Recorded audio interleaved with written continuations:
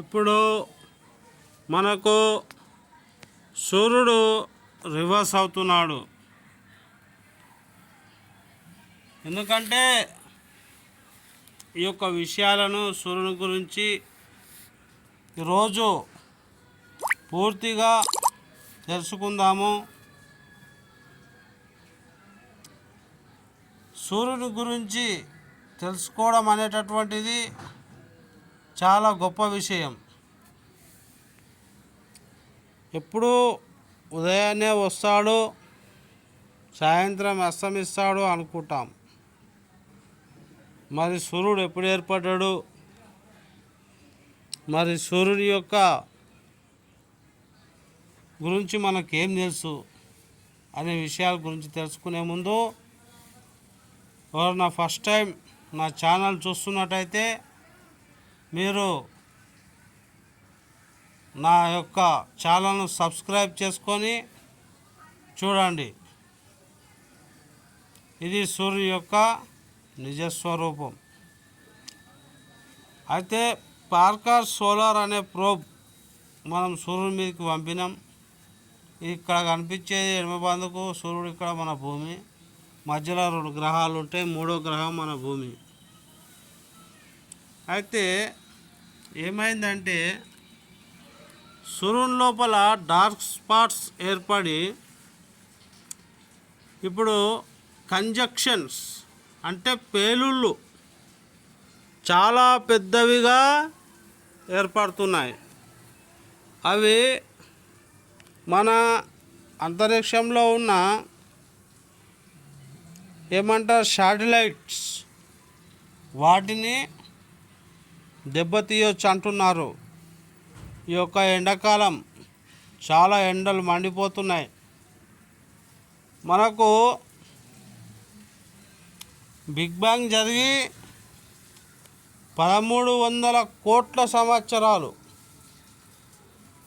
అంటే చాలా 13 billions years అంటారు ఇంగ్లీష్లో చెప్పాలంటే.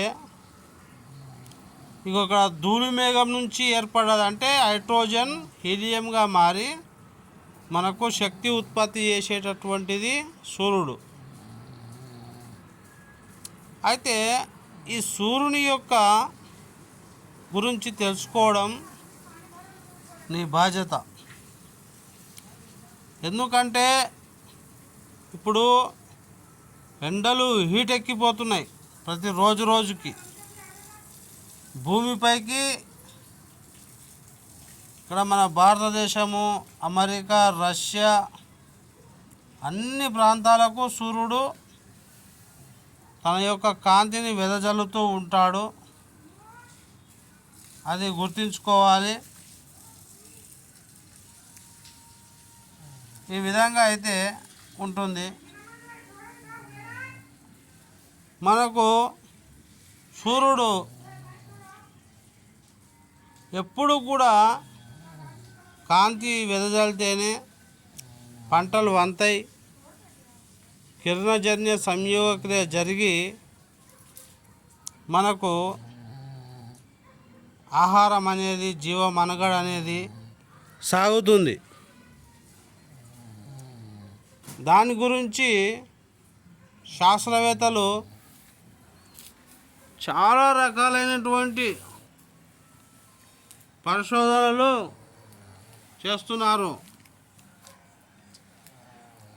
ఏం పరిశోధనలు చేస్తున్నారంటే మరి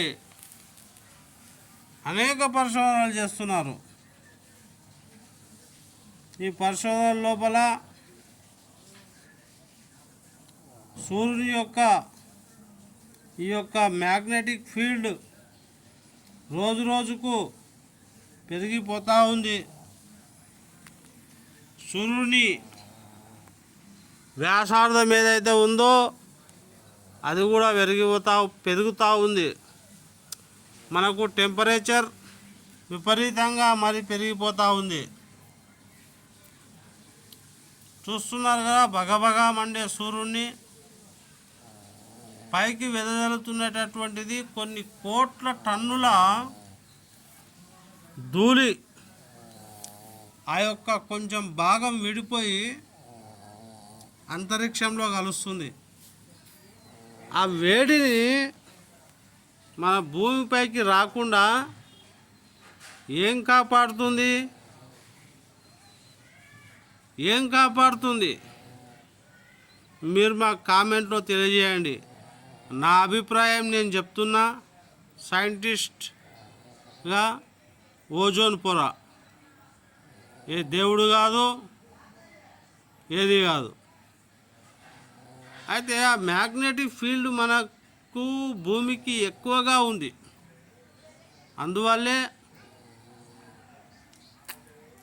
మనకు ఆ యొక్క సోలార్ స్ట్రోమ్ అంటారు. అంటే సోలార్ తుఫాన్, అంటే సూర్యుని యొక్క తుఫాను నుంచి రక్షించబడే చెట్లు చూడు ఎంత మంచిగా పెరుగుతున్నాయి ఇక్కడ. ఆ విధంగా చెట్లు పెరిగి పెద్దయి మంచిగా మనం బ్రతకడానికి కావలసిన ఆక్సిజను, ఇంకా కూరగాయలు, టమాటాలు, ఆహార ధాన్యాలు చాలా రకాలైనటువంటివి భూమి మీద ఇప్పుడు పండుతున్నాయి. ఫస్ట్ మనం ఏమనుకున్నాము? బిగ్ బ్యాంగ్ జరిగినప్పుడే సూర్యుడు ఏర్పడ్డా? ఏర్పడలే. ఎన్నో కోట్ల సంవత్సరాల తర్వాత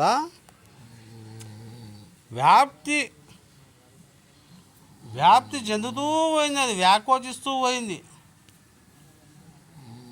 ఎట్లా వ్యాకోచించిందయ్యా అంటే దానికి ఒక కారణం ఉంది. అక్కడ ఇప్పుడు ఇక్కడ నల్లగా కనిపిస్తుంది ఆ సూర్యుని పక్కకు, దాన్ని డార్క్ మ్యాటర్, డార్క్ ఎనర్జీ అంటారు. డాక్టర్ ప్రొఫెసర్ సైంటిస్ట్ మొలగాసి మల్లేష్ చెప్తున్నాడు. అయితే ఈ డార్క్ మ్యాటరు, డార్క్ ఎనర్జీ అనేటటువంటిది చాలా పెద్దది. ఈ యొక్క సూర్యుడు ఒక ధూళి మేఘంలా ఏర్పడ్డాడు. ఫస్ట్ ధూళి మేఘంలా ఏర్పడినప్పుడు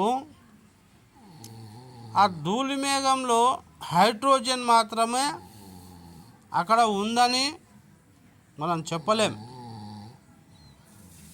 ఇంకా కొన్ని మూలకాలు ఉండి ఉండొచ్చు. ఇంకా శాస్త్ర పరిశోధనలు జరుగుతూ ఉన్నాయి. మరి 99.5% మన 9 గ్రహాలు మొత్తం కలిపి మన సౌర కుటుంబం అంటే సూర్యుడు ఎంత పెద్దోడో మీరు ఊహించుకోవచ్చు. ఒక పెద్ద 100 ఎకరాల విస్తీర్ణం గల బిల్డింగ్ నిర్మిస్తే అందులో ఒక ఉష్కరేణు అంతా మన 9 గ్రహాలు.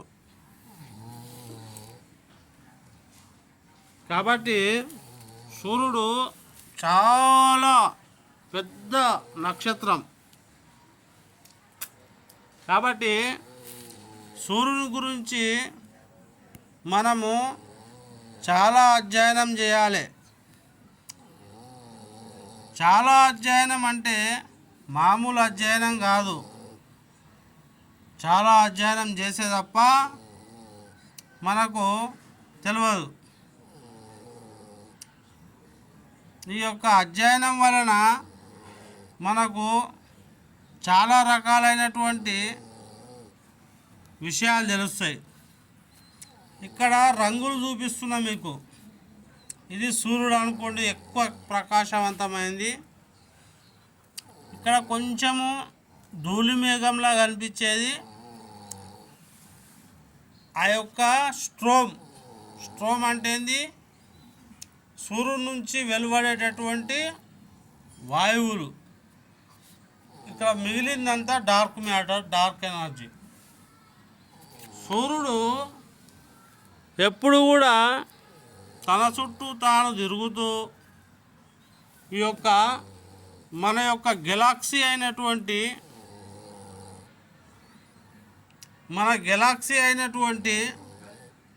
పాలపుంత గెలాక్సీ అంటున్నామా, ఆ పాలపుంత గెలాక్సీ చుట్టూ తిరుగుతూ ఉంటాడు.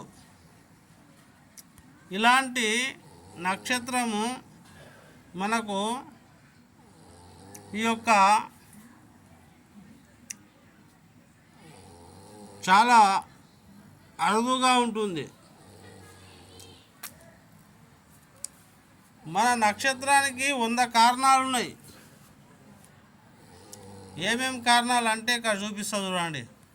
ఇదంతా డార్క్ మ్యాటర్ అండి. ఇక్కడ కనిపించేది మీరు తప్పక పరిశీలించండి ఒకసారి. సూర్యుడి నుంచి వచ్చే కాంతి డార్క్ మ్యాటర్లో కలిసిపోతుంది. ఇది సూర్యుడు. ఇక్కడ కనిపించేదంతా సూర్యుడు. అయితే ఈ డార్క్ మ్యాటర్లో కనిపించేది డార్క్ మ్యాటరు, డార్క్ ఎనర్జీ ఇవి చాలా గొప్పవి. మనకు సౌర తుఫాన్ల వల్ల ప్రమాదం భూమికి పొంచి ఉంది. ఈ సౌర తుఫాన్లు ఈ కరోనల్ ఎజెప్షన్ అంటారు వీటిని.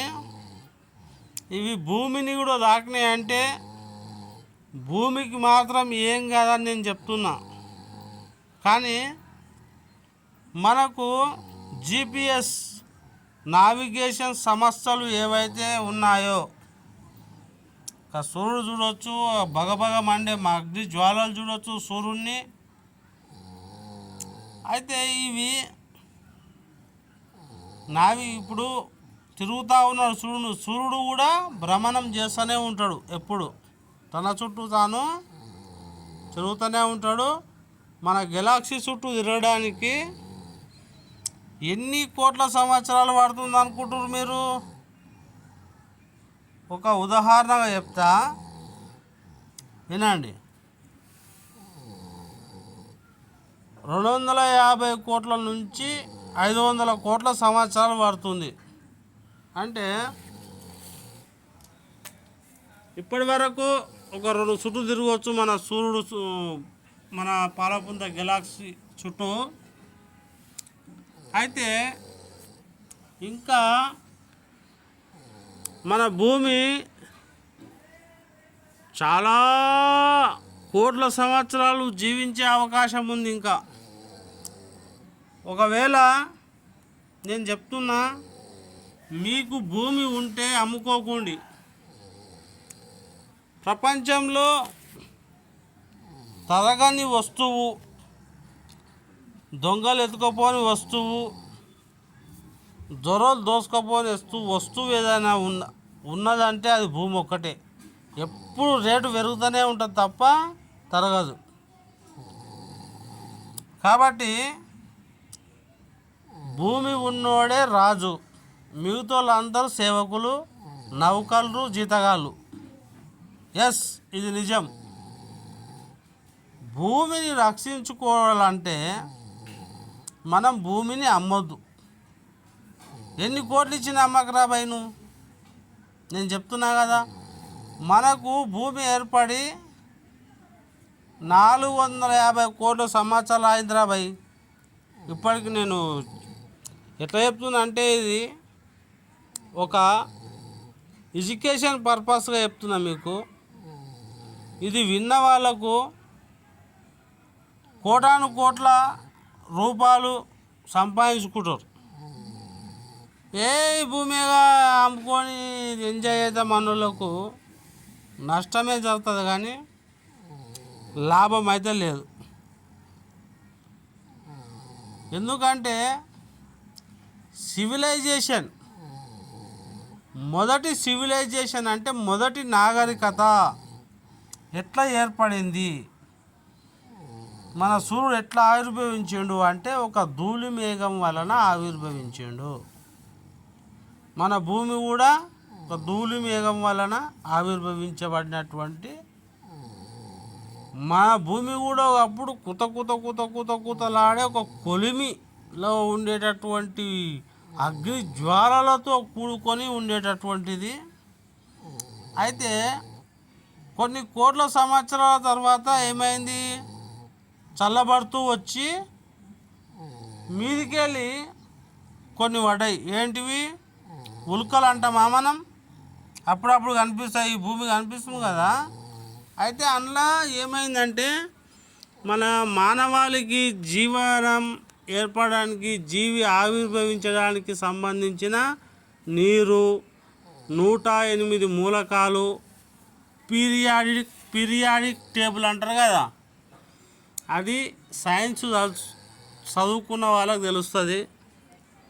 అట్లా హైడ్రోజను, హీలియము, తర్వాత ఫాస్ఫరసు, ముఖ్యమైనటువంటి మూలకాలు చెప్తున్న ఐరను, తర్వాత కాల్షియము, ఇవన్నీ మనకు ఈ ఉల్కపాతాల వల్ల భూమిపైకి వచ్చి సముద్రాలుగా ఏర్పడ్డాయి. అయితే మన భూమి ఏర్పడి 450 కోట్ల సంవత్సరాలు అవుతుంది. ఇంకా మన భూమి 550 కోట్ల సంవత్సరాల వరకు బతుకుంటుంది. ఒక విషయం మీరు ఇక్కడ గమనించుకోవాలి. ఈ పిల్ల ఏమో చెప్తుంది, మనకు అనవసరం అది. నేను చెప్పింది మంచిగా శ్రద్ధగా వినండి.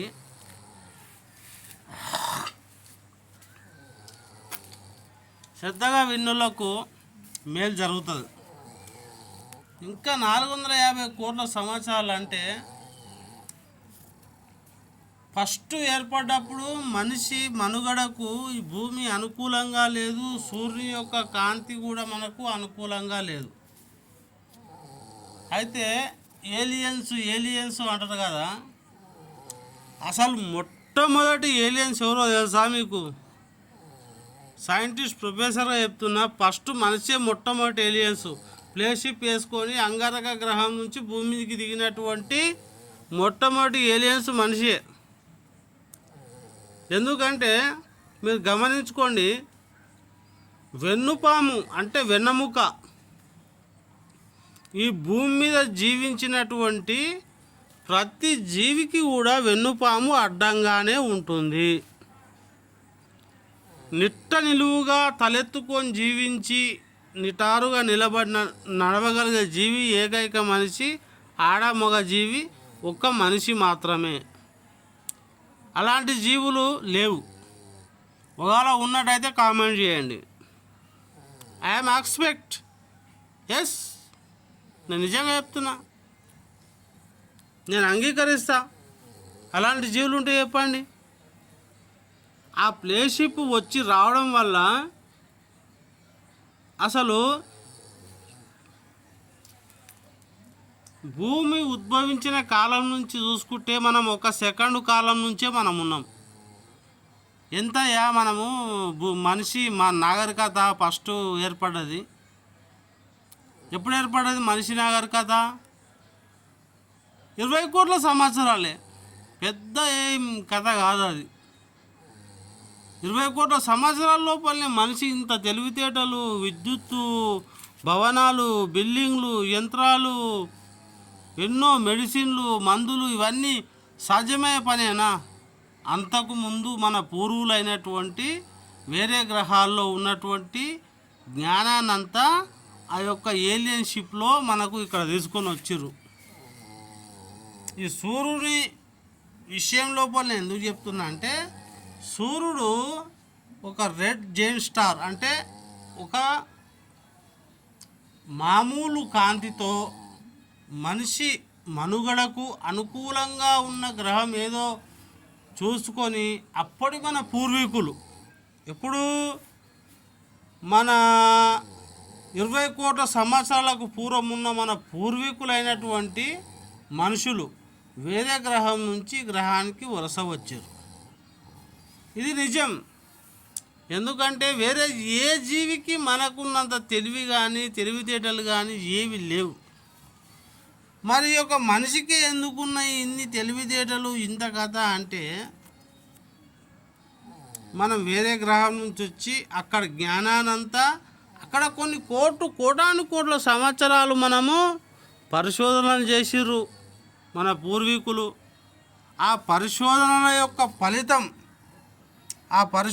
యొక్క ఫలితాన్ని మనము చూడాలి, చూసి నేర్చుకోవాలి. ఏదో కొంతమంది దయాలు ఉన్నాయంటారు, భూతాలు ఉన్నాయంటారు, అవి ఉన్నాయంటారు, ఇవి ఉన్నాయంటారు. అవన్నీ ఏవి లేవు, ఉన్నదంతా భౌతికమే. కానీ భౌతికాన్ని అధ్యయనం చేస్తేనే మీకు మూలాలు దొరుకుతాయి. నిజమైనటువంటి ఏమంటారు నిజ నిర్ధారణ లభిస్తుంది. కొంతమంది ఏవేవో చెప్తారు, దేవుళ్ళు చెప్తారు, ఈ సృష్టి ఇట్లా ఏర్పడ్డది, అట్లా ఏర్పడ్డది, ఇది ఉన్నది, అది ఉన్నది, తోకున్నది, తొండెమున్నది అంటారు. ఏమున్నదా? అసలు మనకు కావలసినటువంటిది సూర్యుడు ఏర్పడినప్పటి నుంచి కూడా 450 కోట్ల సంవత్సరాల నుంచి మనం ఉన్నామా అంటే లేము, యాక్చువల్గా లేము. మనం మధ్యలో ఎట్లుద్భవించినాము, ఎట్లా ఆవిర్భవించింది, అసలు మానవ మెదడు గురించే మనిషికి ఇంతవరకు ఏం తెలియదు. 10,000 కోట్ల న్యూరాన్స్ ఉంటాయి మానవ మెదడులో, అర్థమైందా? ఇంతవరకు అమెరికా శాస్త్రవేత్తలు కానీ మన భూమి మీద ఉన్నటువంటి ఎలాంటి టెక్నాలజీ కానీ మానవ మెదడుతో సమానమైనటువంటి ఒక కంప్యూటర్ నిర్మించలేకపోయారు. మరి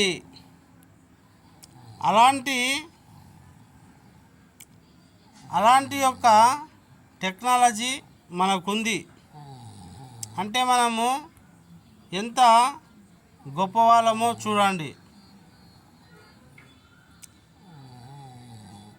సూర్యుని గురించి మనం పూర్తి అధ్యయనాలు చేస్తున్నాం.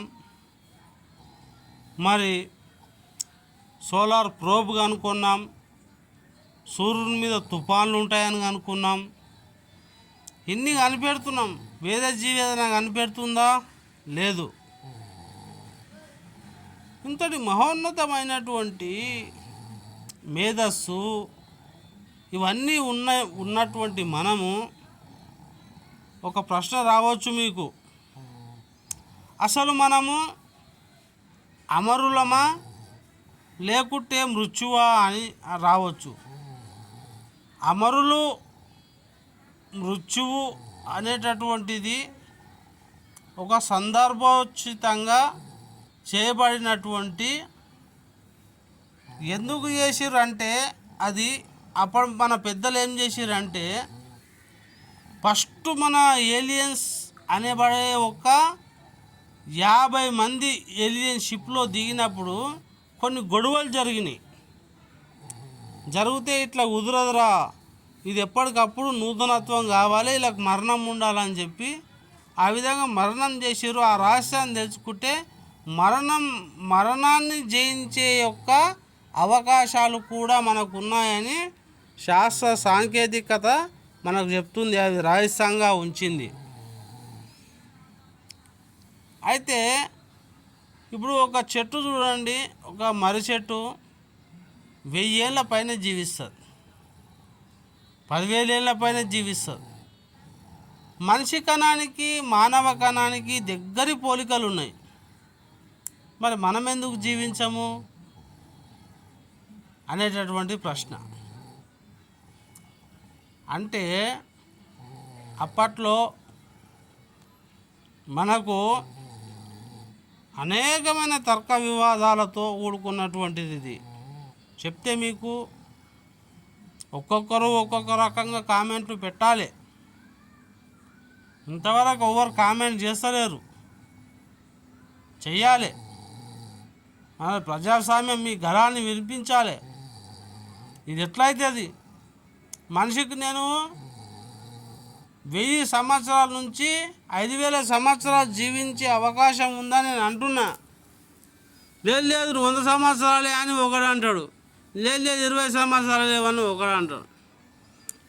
పూర్తి భద్రతతో పూర్తి శాంతితో ఉంటే గ్యారంటీ జీవిస్తాం. శాంతి భద్రతలు కట్టుదిట్టంగా అమలైతే ప్రతి మనిషి 5,000 సంవత్సరాలు జీవించేటటువంటి టెక్నాలజీ మీ ముందే ఉంది, ఎక్కడో లేదు.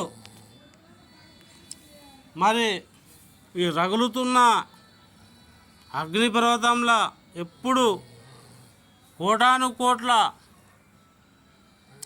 విస్ఫోటనాలు చేస్తూ సూర్యుడు మనకు కాంతిని వెదజల్లుతుండు. ఎంతో కాంతి, ఎంతో ఎనర్జీ వేస్ట్ అయిపోతుంది. మనము 1,00,000 సంవత్సరాల తర్వాత ఒక డైసెన్సీ స్పియర్ అంటే సూర్యుని చుట్టూ ఒక వలయం ఏర్పాటు చేసి మనకు కావాల్సినంత ఎనర్జీని, రీసోర్సును మనము తెచ్చుకుంటాం. ఏం పెద్ద దూరం లేదు, అది కూడా మనకు దగ్గరలోనే ఉంది. మరి అలాంటి టెక్నాలజీ వస్తుంది. మనం ఫస్ట్ సివిలైజేషన్ ఇంకా మారలేదు. ఫస్ట్ సివిలైజేషన్గా మారిన తర్వాత మనం సాధిస్తాం. ఎవరికైనా మీకు నా ఛానల్ నచ్చి, నేను చెప్పిన ఇన్ఫర్మేషన్ నచ్చి ఉంటే ఒక సబ్స్క్రైబ్ చేయండి, లైక్ చేయండి, కనీసం షేర్ అయినా చేయండి. సబ్స్క్రైబ్ నాకు చాలా అవసరం, ఎందుకంటే మానిటైజేషన్ కోసం ఎంతో ఎదురు చూస్తున్నా. చాలా కష్టపడతామండి ఒక్కొక్క వీడియో కోసము. కొన్ని రోజుల తరబడి కష్టపడి ఆ యొక్క ఇన్ఫర్మేషన్ తెలుసుకొని చెప్పాల్సి ఉంటుంది. ఎందుకంటే అది చాలా అవసరం కాబట్టి. ఇంత ఇన్ఫర్మేషన్ ఉన్నది, మాటలు వినాలి, దాంట్లో ఉన్న సారాన్ని గ్రహించాలి. మన సూర్యుడు పెద్దగైపోయి, ఇంకా పెద్దగైపోయి, ఎక్కువ వేడొచ్చి మన గ్రహాలని కాలిపోయి మానవ మనుగడ అంతరించిపోతుంది అనేది అబద్ధం. మనది మామూలు ఒక మరగుజ్జు సూర్యుడు, చిన్న సూర్యుడు. ఇది ఒక జైంట్ స్టార్ సూర్యుడు అంతే తప్ప మనకు ఈ జైంట్ స్టార్ సూర్యుని వల్ల మనకు ఎలాంటి ప్రమాదం కానీ ఏం లేదు. ఎందుకంటే మనది చిన్న నక్షత్రం కాబట్టి బ్లాక్ హోల్గా ఏర్పడే అవకాశం లేదు. మన టెక్నాలజీ అభివృద్ధి అవుతుంది. అవసరమైతే మనం ఇంకొక సూర్యుని కూడా నిర్మించుకునే శక్తి మనకుంది. ఇంతవరకు చూసినందుకు ధన్యవాదాలు కూడా తెలియజేసుకుంటున్నా. దయచేసి సబ్స్క్రైబ్ మాత్రం చేయండి. ఈ సూర్యుని యొక్క పూర్తి సమగ్ర విశ్లేషణ ప్రతిరోజు సూర్యునికి స్నానం చేసి నమస్కారం చేస్తే తప్పేం లేదు. ఆదిత్య హృదయం చదవండి, తప్పేం లేదు. మనకు జీవనానికి సంబంధించిన సమస్త భూమండలానికి ఆహారాన్ని, అన్నాన్ని, వేడిమిని సమకూరుస్తున్నాడు. మనం ఎంతో అదృష్టవంతులం. ఎందుకంటే సూర్యుడు ఇప్పుడు యవ్వనంలో ఉన్నాడు. ఇలాంటి యవ్వన స్థితిలో పంటలు బాగా వంతాయి, వర్షాలు బాగా కురుస్తాయి, దేనికి కొరత అనేది ఉండదు. అంటే మనం ఎంత అదృష్టవంతులమో చూడండి. కాబట్టి పచ్చని పంటలు పండుతాయి సూర్యరశ్మితో. మనకింకా చాలా టైం ఉంది, 450 కోట్ల సంవత్సరాలు ఇంకా మన సూర్యుడు చచ్చిపోనీకే. సూర్యునికి కూడా మరణం ఉందని గ్రహించండి.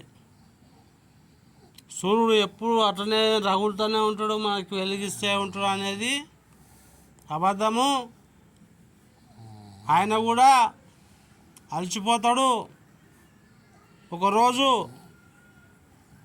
ఆయన కూడా టైం వస్తుంది, సూర్యుడు కూడా మరణిస్తాడు. సమస్త భౌతికానికి మరణం ఉన్నట్లే సూర్యునికి కూడా మరణం ఉన్నది.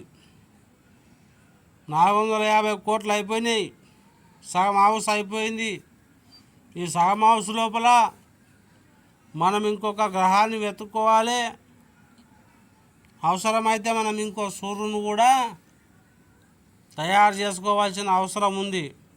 అందుకే నాసా వారు ఇటు ఇండియాలో ఇస్రో, తర్వాత చైనాలో ఉన్న సైంటిస్టులు, రష్యాలో ఉన్న సైంటిస్టులు మన ప్రపంచంలో ఈ యొక్క వీసా అవి ఎందుకండి, మనిషి అండి, మొదలు కులాలు మతాలు ఇవన్నీ ఎందుకండి, మనకు మనిషి సాధించాలి. ఇవి సాధించినాడు మనకు మనముగా ఎదిగి ఒక గొప్పవాళ్ళగా మిగిలిపోతాం. ఒకప్పుడు డైనోసార్ ఉందంట, ఒకప్పుడు ఇంకో పక్షులు ఉన్నాయంట, అంతరించిపోయినాయంట అని చెప్పుకునే విధంగా మనం ఉండకూడదు. మనిషి అనేక విధాలైనటువంటి మంచి కోసం పాటుపడదాం, సాధిద్దాం. దయచేసి మీరు సబ్స్క్రైబ్ చేసుకొని చూడండి. చాలా మంచి మంచి వీడియోలు మీకు వస్తూనే ఉంటాయి, చూస్తూనే ఉండండి. ఇది మన సూర్యుని కథ.